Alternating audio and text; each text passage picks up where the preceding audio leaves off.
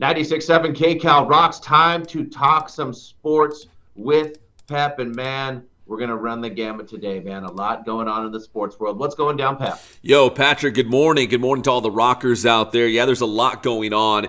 But obviously in the world of sports, the big news, people are still talking about it on this Thursday morning, was on Wednesday during the Chiefs Super Bowl parade and celebration in Kansas City. Man, the shooting that took place there. One person dead, more than 20 injured. A couple guys in custody right now. The details are still coming in. But man, we love football. We love sports, Patrick. It's usually a distraction from the real world. But just a tragic event in Kansas City. Definitely. And one of our own, a radio DJ, is one of who was the one who ended up, being killed at this thing. And it's just hard to imagine, it's hard not to just state the obvious here. It just took me back to my Super Bowl parade experience in Seattle and seeing Beast Mode throwing out Skittles and Pete going by in a Hummer and how joyous that occasion was. I mean, clearly, it is stating the obvious, but what a huge bummer, such a high to low, because it's such a special celebration for somebody to do this. I mean, talk about ruining everything. My goodness. Yeah, just a horrific event on a day that should have been, just full of celebration and fun. And just thoughts and prayers to those families and everyone involved. Here's the Chiefs just trying to celebrate with their fans. I mean, another Super Bowl and going back to back, first time in 20 years, all those things. And for that to happen, just truly sad. So, just thinking about all those guys today. There's no easy way to transition out of this, Patrick, but we're going to talk some other sports as well, even though that is the big story. I did want to mention something real quick about the 49ers, the team that the Chiefs beat in the Super Bowl, because this morning there's a speculation that Bill Belichick, maybe there's a way for him to join the 49ers because San Francisco actually fired their defensive coordinator, Steve Wilks. So now they need a defensive coordinator, and who knows defense better than, well, the great Bill Belichick. Would he come on as a DC for the Niners and get them over the hump? If this does happen, I know a lot of people are going to be criticizing, how could the greatest coach? I think this would go to show how much Bill Belichick loves football, dude. You know what I mean? Yeah. The more and more I think about it, I actually kind of like it. Yeah, it kind of makes sense for a lot of different reasons. Now, they said Bill Belichick, not as difficult, but if he comes into a situation as the head coach, he wants complete control. Like he wants to basically be the general manager, the president of the team. He wants to call all the shots, building the team, coaching the team. But in this role, he would just be the DC. He would just show up, coach his defense, and then go home at the end of the night, not have to worry about everything else. So it would be a far cry from, it sounds like, what he wanted as a head coach. Could he just go in as an assistant? If he can, then this is the ideal spot for Bill Belichick. And I think it's kind of smart because, I think he can run a defense for sure. It might be kind of enjoyable for him not to deal with all the crap of being the head coach for 1 year. And then, of course, let's say the 49ers do very well. Vegas already has them as the team most likely to win the Super Bowl next year. Let's say that defensive unit just becomes a juggernaut.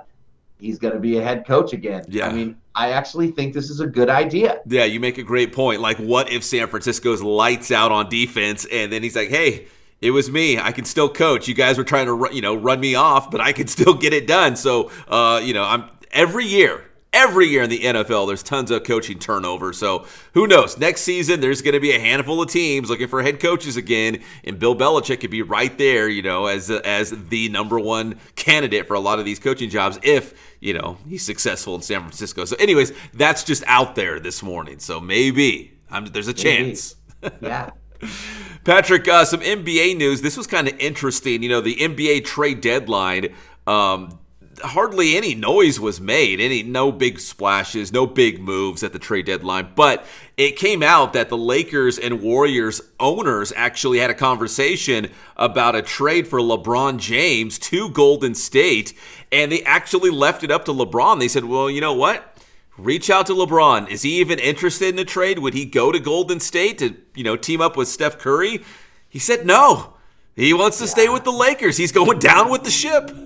I think he wants to stay there because his ultimate goal is to get Bronny to the NBA. But I have to be honest, it does sound like there's a little disconnect there where, Jeannie Buss has to be like, I don't know, ask LeBron if he still wants to be a Laker. Like, ooh, I don't know if I like hearing that. If I'm a Laker fan, that makes me feel a little bit weird about it. Like he could have just jumped ship. It's nice that he didn't, but it does show me there's a separation between LeBron and Lakers management. Yeah, like they don't know exactly where he stands. I don't follow LeBron on social media, but I see his tweets and posts every once in a while. He posts very cryptic things, and I think maybe that's where it originated from, that Golden State or some other teams were like, is LeBron not happy with the Lakers? Like, would he make a move? But it didn't happen, and he wants to be a Laker. But yeah, the fact that there was even a conversation is just kind of interesting. Like showing the hourglass. It's exactly what you said. I think Lakers management saw that and was like, well, what the hell does that mean? Yeah, exactly. Like, what is LeBron putting out there? But time's running out. But right now, I mean, like for Golden State and the Lakers, they got to shake something up because I think they're like number 9 and number 10 in the Western Conference. So both teams would barely even make the play-in tournament in the West. So, but neither did anything big. So they're going down with the ship. This is their team. So. Yeah. The other big things, Patrick, there's 2 things coming up that are massive. The first one is baseball. We got spring training underway in Arizona and Florida. The Dodgers, obviously they loaded up with all these free agents. If you collectively added up all their salaries, it's like over $1 billion of, free agent talent. But kind of going under the radar is, Clayton Kershaw is back as well. He signed a new deal with the Dodgers, so he'll be back in the rotation when he's healthy and ready to go. So here we go. Baseball season is upon us. I actually feel really good about this too. And I know everyone wants to leap on me like, the old man, what are you going to do? It's kind of like the Belichick feeling. There's less pressure on him. You know what I mean? It's just a 1-year deal. We know he's getting older. I could actually see this working out well for Kershaw and the Dodgers.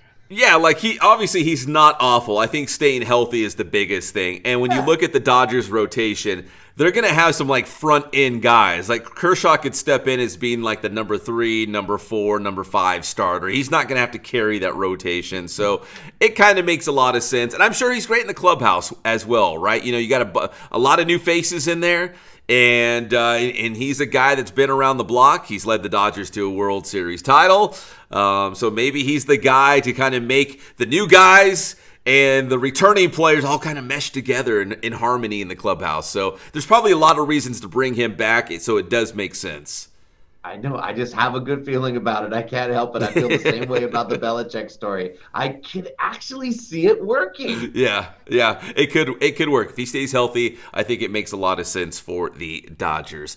And the other big story this time of the year, we talk about spring training starting, it's the Daytona 500. So I know, coming off the Super Bowl, things to look forward to. It's the start of the NASCAR season, Daytona 500 on Sunday. They actually had the qualifying last night. Joey Logano will start on the pole, and Michael McDowell will join him up front. But the rest of the field will be qualified by the duels tonight. And Patrick, this is interesting. I didn't even know he was trying to get into the field of 40, but the Hall of Famer Jimmy Johnson is actually trying to get into the race. He's got to qualify in the duels tonight.